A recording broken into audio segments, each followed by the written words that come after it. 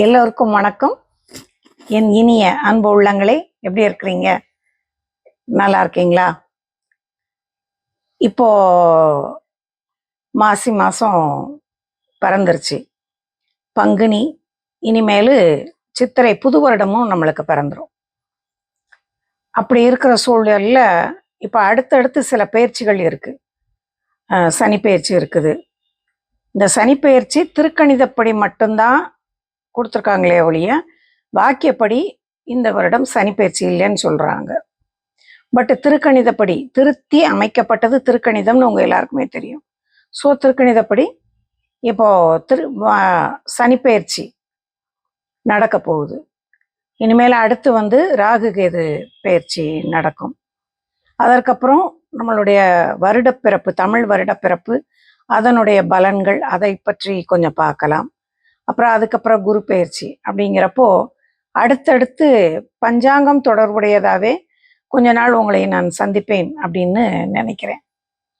இப்போ வரக்கூடிய சனி பயிற்சி எப்போ வருது அப்படிங்கிற மாதிரி நம்ம பார்த்தோம்னா 29/3/2025 பங்குனி மாதம் 15ஆம் தேதி சனிக்கிழமை இரவு 9:44 அவர் கும்பராசியிலிருந்து மீன ராசிக்குள்ள என்ட்ரி ஆகிறார். இப்போ ஏற்கனவே அங்கேருந்து ராகு பகவான் மீனத்திலிருந்து அவர் கும்பத்தை நோக்கி ரிவர்ஸில் இறங்கிக்கிட்டு தான் இருக்கிறார். அப்போது ஏறக்குறைய இந்த 2 பேரும் ஜாயிண்ட் ஆகிறப்போ அந்த கன்ஜஷன் நடக்கிற காலகட்டங்களில் சில அசம்பாவிதங்கள் நடப்பதற்கு வாய்ப்பு உண்டு.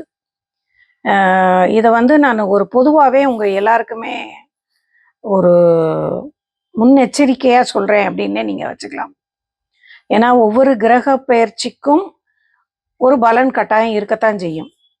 அது அவங்கவுங்களுடைய ஜாதக பலனுக்கு தக்கன கொஞ்சம் மாறும்.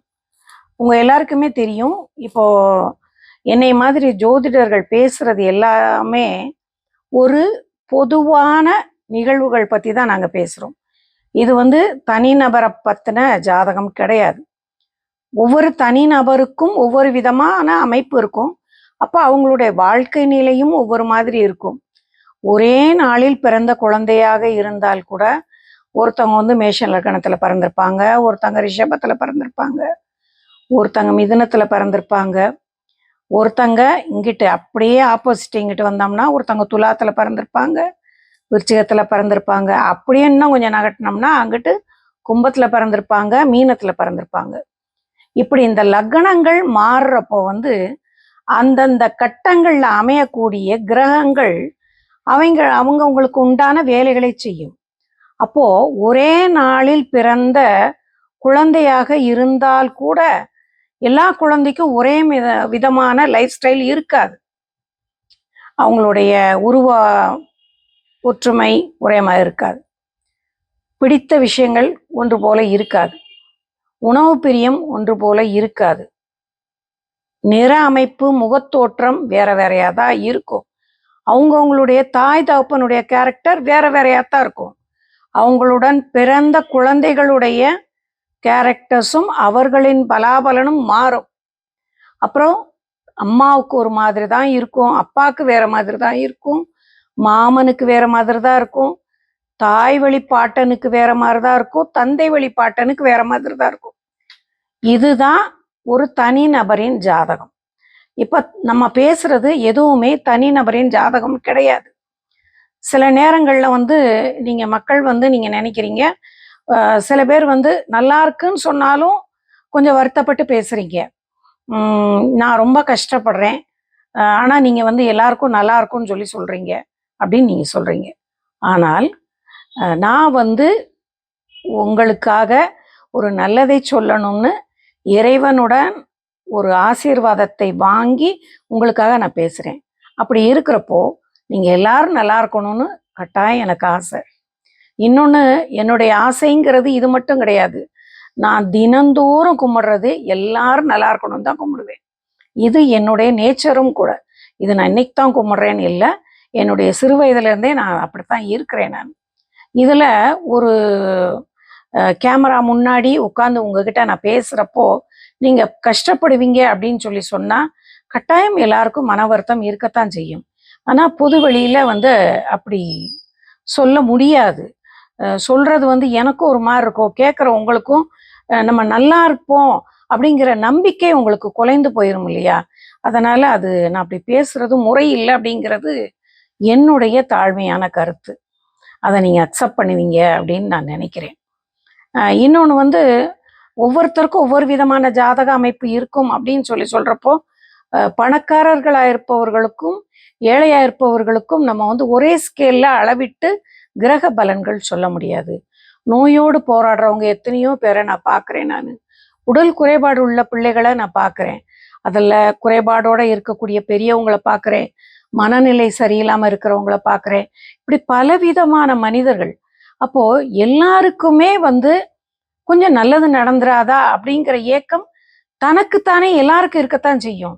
அதாவது ஒரு 10 லட்சம் ரூபா சம்பாதிக்கிறவனுக்கு கூட 15 லட்சம் சம்பாதிச்சிட மாட்டோமான்னு ஒரு ஆர்வம் இருக்கும் தானே. ஒரு கோடியில் ஒரு வியாபாரம் பண்ணுறவர், இல்லை ஒரு ஹோட்டல் ஆரம்பிச்சிருக்காரு, இல்லை ஒரு ஜவுளி கடை ஆரம்பிச்சிருக்காரு அப்படின்னா கூட அவர் இன்னொரு தொழில் தொடங்கணும்னு தானே விரும்புவார். ஒவ்வொருத்தருமே நம்மளுடைய முன்னேற்றத்திற்காகவும் முயற்சிக்காகவும் ஒவ்வொரு நாளும் பாடுபட்டுக்கிட்டு தான் இருக்கிறோம் நம்ம. அப்படிங்கிறப்போ நீங்கள் எல்லாருமே வளமுடன் வாழத்தான் வேணும். நீங்கள் மட்டும் இல்லை, நம்ம எல்லாரும் உலகத்தில் இருக்கக்கூடிய கோடானு கோடி மக்களும் கண்ணுக்கு தெரியாத உயிரினங்களும் எல்லாமே நல்லா தான் இருக்கணும்.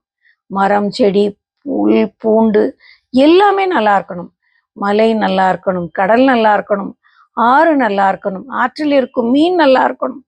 இப்படி நம்ம நினைச்சா மட்டும்தான் நம்ம நல்லவங்களா இருக்க முடியும். அப்படி இருக்கிறப்போதான் நாங்கள் சொல்லக்கூடிய வார்த்தைகள் உங்களுக்கு பலிதமாகவும் செய்யும். சரியா? அடுத்தது இன்னொன்று பற்றி நம்ம சொல்லணும்னு சொன்னோம்னா, ஒரு முன்னெச்சரிக்கையாக நீங்கள் இருந்துக்கோங்க அப்படிங்கிற மாதிரி சொல்லணும்னு நான் விரும்புகிறேன்னா, ஒவ்வொரு கிரகத்துக்கும் ஒவ்வொரு பெயர்ச்சிக்கும் ஒரு பலன் இருக்கும். இப்போ பார்க்க போனோம்னா ஒரு மேஜர் முக்கியமான பிளானட்டான ராகுவும் சனி பகவானும் 2 பேரும் தான் நின்ற வீட்டிலிருந்து அடுத்தடுத்த வீட்டுக்கு மாறுகிறார்கள். ராகுவால பலன் பெற்றவர்களும் இருக்கலாம், பயணம் போகி நிறைய சம்பாதிச்சவங்களும் இருக்கலாம், உலக நாடுகள் சுற்றி வந்தவங்களும் இருக்கலாம், ஓஹோன்னு கோடீஸ்வரரானவர்களும் இருக்கலாம், இல்லை ரொம்ப ரொம்ப கஷ்டப்பட்டவர்களும் இருக்கலாம். ஏறக்குறைய ராகு பகவானும் சனி பகவானும் ஒரே விதமான கேரக்டர் உள்ளவர்கள் தான். ராகுவை போல் சனி, சனியை போல் ராகு, அதே போல கேதுவை போல் செவ்வாய், செவ்வாயை போல கேது. சரிங்களா? இப்படி இருக்கிறப்போ இந்த 2 முக்கியமான கிரகங்கள், மீனத்திலிருந்து ராகு இறங்குது, கும்பத்திலிருந்து சனி பகவான் மீனத்துக்குள்ள என்ட்ரி ஆகிறார். அப்புறம் 2 கடுமையான வலிமையான கிரகங்கள் ஒன்றுடன் ஒன்று தொடர்பு கொள்ளும் போது சில ஆபத்துக்கள் நடக்கலாம். பொதுவாக வந்து சனி பகவான் அப்படின்னம்னா பழையதுன்னு சொல்லலாம். ராகுன்னு சொல்கிறப்போ எலக்ட்ரிக் கரண்ட் வயர் அல்லது கெமிக்கல் இந்த மாதிரி சொல்லலாம். ராகு வந்து மறைமுகமானவர், சனி பகவான் நேரடியானவர். இந்த 2 கன்ஜெக்ஷன் நடக்கிறப்போ கட்டாயம் எல்லாரும் கவனத்துடன் இருக்க வேண்டியது, எலக்ட்ரிக்கல் விஷயத்தில் ரொம்ப ரொம்ப கவனமாக இருங்க. கரண்ட் விஷயத்தில் விளையாடாதீங்க, தயவு செய்து விளையாடாதீங்க. சின்ன குழந்தைங்க கரண்ட்டுக்குள்ளே கையை விட்டா கூட கவனத்துடன் பார்த்துக்கோங்க.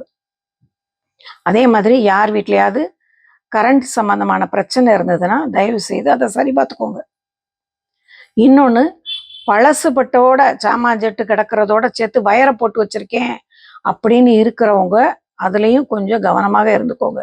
இது வந்து நம்மளுடைய தனி மனித ஒவ்வொருத்தருடைய கடமைன்னு நான் நினைக்கிறேன். நான் அதே மாதிரி மருந்து சாப்பிட்றீங்க, டாக்டர்ஸ் சொன்ன மருந்து சாப்பிட்றீங்கன்னா கரெக்டாக அவங்க என்ன அளவு சொல்கிறாங்களோ, அது எந்த நேரம் போட சொல்கிறாங்களோ அதை மட்டும் போடுங்க, அதை தாண்டி போடாதீங்க. சாப்பாட்டுக்கு அப்புறம் போடணும்னா சாப்பாட்டுக்கு அப்புறம் தான் போடுங்க, சாப்பாட்டுக்கு முந்தி போடுறத சாப்பாட்டுக்கு முந்தி போடுங்க. ஓரளவுக்கு எக்ஸ்பைரி ஆன மருந்துகள் இல்லாமல் இருக்குதா அப்படின்னு அதை பார்த்துக்கோங்க. அவங்க 1 ஸ்பூன் தான் சாப்பிடணும்னு சொன்னால் நீங்கள் 1 ஸ்பூன் மட்டும் சாப்பிடுங்க. எனக்கு இன்னும் கொஞ்சம் நல்லா ஆயிரணுங்கிறதுக்காக 1.5 ஸ்பூன் சாப்பிட்றது, 2 ஸ்பூன் சாப்பிட்றது வேண்டவே வேண்டாம். நம்மளை பாதிச்சுக்கிறதுக்கு அது சமம். கொஞ்சம் கொஞ்சமாக நம்மளுக்கு உடம்புல பிரச்சனையை கொடுக்கும். சரிங்களா? இன்னொன்று சனி பகவான். சனி பகவான் சொல்கிறப்போ ரொம்ப பழைய குழம்புகள், பழைய காய், குத்தல் விழுந்த பழங்கள், குத்தல் விழுந்த காய்கறிகள், கெமிக்கல்ஸ் ரொம்ப உபயோகிக்கப்பட்ட காய்கறிகள், பழங்கள், அது எல்லாத்தையும் கொஞ்சம் சாப்பிட்றத குறைச்சிக்கோங்க. சமைக்கிறதுக்கு முன்னாடி நல்லா மஞ்சப்பொடியும் கொஞ்சம் உப்பும் போட்டு நல்லா அலசிட்டு அதுக்கப்புறம் சமைக்க ஆரம்பிங்க. இப்போ நம்ம சமைச்சு சாப்பிட்றதுல கூட ஓரளவுக்கு அதனுடைய இம்ப்யூரிட்டிஸ் நம்மளுக்கு குறைஞ்சிருதுன்னு வச்சுக்கிட்டாலும் கூட நம்ம நிறையா பழங்கள் அப்படியே தான் சாப்பிட்றோம். ஆப்பிளாக இருக்கட்டும், இப்போ வாழைப்பழமாக இருக்கட்டும், கொய்யாப்பழமாக இருக்கட்டும். இப்போ ஆப்பிள், கொய்யாப்பழம் நம்ம அப்படியே கடித்து சாப்பிட்ருவோம். ஆனால் இன்னைக்கு வாழைப்பழம் கூட முன்னாடிலாம் வெறும் கல் வச்சு பழுக்க வைக்கிறதும்பாங்க. இல்லாட்டினா எனக்கு தெரிஞ்சதில் என்னுடைய சிறு வயதுலலாம் அண்டாக்குள்ளே போட்டு ஒரு பத்தி தான் பொருத்தி வைப்பாங்க. அந்த பத்திக்கே அந்த வெப்பத்துக்கே அது பழுத்துரும். இப்போ அதெல்லாம் கிடையாது. எல்லாத்துக்கும் அவங்க கெமிக்கல் யூஸ் பண்ண ஆரம்பிச்சிட்டாங்க. ஸோ வாழைப்பழம் வாங்கினா கூட ஒன்று நல்லா தோல் எல்லாத்தையும் கழுவுங்க, காம்போட பறித்து கழுவிட்டு சாப்பிடுங்க. காம்பு பிச்சு வச்சிருக்கிற பழத்தை கூடிய வரைக்கும் வாங்காதீங்க, சாப்பிடாதீங்க. அதே மாதிரி பழங்கள்லையும் ஒரு பக்கம் அழுகி போச்சு அப்படின்னா கூடிய வரைக்கும் அது எல்லாத்தையும் உபயோகிக்கிறத அவாய்ட் பண்ணிக்கோங்க. ஏன்னா இதெல்லாம் மேக்சிமம் பெண்களாகிய நம்மளுடைய கடமை. சரியா? இப்போ மீன ராசிக்கு வருகின்ற சனிப்பெயர்ச்சி எப்படி இருக்கும் அப்படின்னு பார்ப்போமா?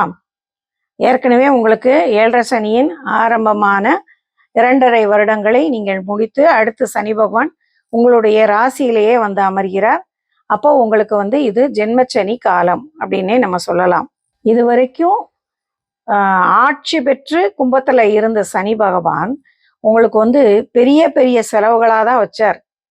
எதுவுமே சின்ன செலவே கிடையாது. எந்த செலவாக இருக்கட்டும், நீங்கள் ஒரு நிமிஷம் கண்ணை மூடி நீங்கள் யோசித்து பாருங்க, பூரா பெரிய பெரிய செலவாக தான் இருக்கும். தேவையில்லாத செலவுகள், அது செய்ய வேண்டிய தேவையே இருந்திருக்காது. ஆனால் அப்படிப்பட்ட விரயங்கள் பெருசு பெருசாக போயிருக்கும். ஆனால் அந்த விரயங்கள் எல்லாமே இனிமேல் உறுதியாக உங்களுக்கு இருக்காது. சோம்பலை விட்டுட்டு சுறுசுறுப்பாக நீங்கள் கட்டாயம் இருக்க வேண்டிய நேரமும் தான். ஏன்னா சனி பகவான்னா உட்காந்துக்கிட்டே அடுத்தால நம்ம வேலையாகலாம், அடுத்தவங்க நம்மளுக்கு செஞ்சு கொடுக்குறாங்க அப்படின்னு நம்ம நினச்சிக்கிட்டே இருந்தோம்னா அது நற்பலனை நம்மளுக்கு தராது. புரியுதா? அதனால சோம்பலை விட்டுட்டு சுறுசுறுப்பாக நீங்கள் இயங்க தான் உங்களுடைய வாழ்வின் வசந்தம் அடுத்த கட்டத்தை நோக்கி உங்களை நகர்த்தி செல்லும். சரியா? ஆரோக்கியத்தில் ரொம்ப கவனம் தேவை. எந்த ஒரு விஷயத்தையும் இன்னைக்கு செய்யலாம், நாளைக்கு செய்யலாம் அப்படின்னு நீங்கள் போஸ்ட்பான் பண்ணிக்கிட்டே இருந்தீங்கன்னா பிரச்சனை உங்களுக்கு தான். எந்த விஷயத்தையும் தள்ளி போடக்கூடாது. படிக்கிற மாணவர்களாக இருந்தால் அன்னன்னைக்கு பாடத்தை அன்னன்னைக்கே படிக்கணும். வேலைக்கு இன்னைக்கு இருக்குது, இந்த வீட்டை ஒதுக்கணும் அப்படின்னு நினச்சோம்னா இன்னைக்கே ஒதுக்கிடணும். அதே மாதிரி இந்த வேலையை நாளைக்கு முடிச்சுக்கலாம் அப்படின்னு சொல்லி நீங்கள் அடுத்தவங்களை எதிர்பார்த்துட்டு நீங்கள் உட்காந்துட்டே இருந்தீங்கன்னா கட்டாயம் உங்களுக்கு அந்த வேலை உங்களுக்கு பிரச்சனையை தான் கொடுக்கும். அதனால கூடிய வரைக்கும் நீங்கள் சுறுசுறுப்பாக இறங்கி வேலை செஞ்சால் மட்டும்தான் உங்களுக்கு வெற்றி சேரும். அதையும் நீங்கள் மனசில் வச்சுக்கோங்க. இளைய சகோதரர்களால் கட்டாயம் உங்களுக்கு பிரச்சனை ஏற்படும். அதே மாதிரி இளைய சகோதரர்கள் விஷயத்துலையும் கொஞ்சம் கவனத்துடன் நீங்கள் இருந்துக்கோங்க. அவங்கக்கிட்டே பெருசாக வம்பு வழக்கு பண்ணாதீங்க. கட்டாயம் அவங்க பிரச்சனை பண்ணக்கூடியவர்களாக இருப்பதற்கு வாய்ப்பு உண்டு. அதே மாதிரி அவங்களுக்கு பிரச்சனை வருவதற்கும் வாய்ப்பு உண்டு. கணவன் மனைவி உறவுல கொஞ்சம் கட்டாயம் அன்பு தேவை, அக்கறை தேவை. அதே மாதிரி நண்பர்கள், பங்குதாரர்கள் இவங்ககிட்டையும் கொஞ்சம் கவனம் தேவை. யார் என்ன செய்கிறா, என்ன ஏதுன்னு ஒரு கண்ணு வச்சுக்கிட்டே இருங்க. இல்லாட்டினா கட்டாயம் உங்களுக்கு கஷ்டம் உண்டு. அதுக்கப்புறம் நம்ம கைமீறி போனதுக்கப்புறம் நம்மளால் ஒன்றுமே பண்ண முடியாது. அதனால் அதுலேயும் கவனத்துடன் இருந்துக்காங்க. பொதுவாகவே இப்போ நீங்கள் அடுத்தவங்களுக்காகவும் சேர்த்து உழைக்கணும். அப்படி உழைச்சா மட்டும்தான் உங்களுக்கு வெற்றி மேல் வெற்றி வரும். தொழிலில் ரொம்ப கவனம் தேவை. அதுலேயும் குறிப்பாக இரும்பு சம்பந்தமான தொழில், பழைய பொருள் வியாபாரம், நிலம் சார்ந்த தொழில் செய்யறவங்க இவங்க எல்லாருமே ரொம்ப அதீதமாக உழைக்க வேண்டி வரும். நம்ம நினைச்ச மாதிரி ஒரு இடம் அமையணும் வைக்கணும்னா ஈஸியாலாம் அதை வாங்கவோ விற்கவோ முடியாது. அது கொஞ்சம் போராடி தான் நம்ம அதை செயல்படுத்த வேண்டி வரும். அதனால அதுலேயும் பொறுப்புடன் கவனத்துடன் நீங்க இருந்துக்கோங்க. அப்படி இல்லாம நம்ம மந்தத்தன்மையுடன் இருந்தால் கட்டாயம் நம்மளுக்கு நஷ்டம் ஏற்படும். யாரையும் எதிர்பார்க்காதீங்க. நீங்களே பொறுப்போடு செயல்படுறவங்களுக்கு எல்லாமே நன்மையாகவே நடக்கும். இனி விரயங்கள் பெருசு பெருசா இருக்காது. அதுவே ஒரு பெரிய விஷயம்தான். மாமியார் உடல் நலம் கொஞ்சம் பாதிக்கப்படுவதற்கு வாய்ப்பு உண்டு. அதே மாதிரி இதுவரை இருந்த கஷ்டங்கள் விரயங்கள் நீங்கி நீங்க ஸ்ட்ராங்கா இருந்து செயல்படுத்த வேண்டிய காலம்தான் இந்த வருகின்ற 2.5 வருட காலங்கள். இதை மனசுல நினைச்சு என்னால் முடியும் அப்படிங்கிற நம்பிக்கையுடன் செயல்படுபவர்களுக்கு எல்லாமே ஜெயம். சரியா? இது வரைக்கும் 12 ராசிக்கான சனிப்பெயர்ச்சி பலன்களை சொல்லியிருக்கிறேன். இதுல இப்ப நம்ம பார்த்துருக்கிறது சனிப்பெயர்ச்சி பலன் மட்டும்தான். சிலருக்கு மிகுந்த நற்பலனையும் சிலருக்கு ஆவரேஜாக இருந்திருக்கலாம். அதனால அதை நினைச்சுலாம் நீங்க மனக்கவலைப்படணும்னு அவசியமே இல்லை. ஏன்னா இனிமேல அடுத்து வரக்கூடியது ராகு பயிற்சி ஒன்று இருக்குது. அதற்கடுத்து வரக்கூடியது மிகச்சிறந்த சுபரான குரு பகவானின் குரு பயிற்சியும் வரப்போகுது. அதனால எல்லா மக்களும் நன்மை அடைய வேண்டும் அப்படிங்கிறதுக்காக எல்லா கிரகங்களும் தன் வேலையை ப்ராப்பரா செய்யறப்போ நம்மளும் நம்மளுடைய கடமையை ப்ராப்பரா செய்யறப்போ வெற்றி நமதே அப்படிங்கிற நல்ல எண்ணத்துடன் முன்னேறி செல்வோம். இனி மீண்டும் ஒரு பதிவில் உங்களை சந்திக்கிறேன். அதுவரை உங்களிடமிருந்து விடைபெறுவது உங்கள் அன்பு ஜோதிடர் ஞானஜோதி சுகுமார். நன்றி, வணக்கம்.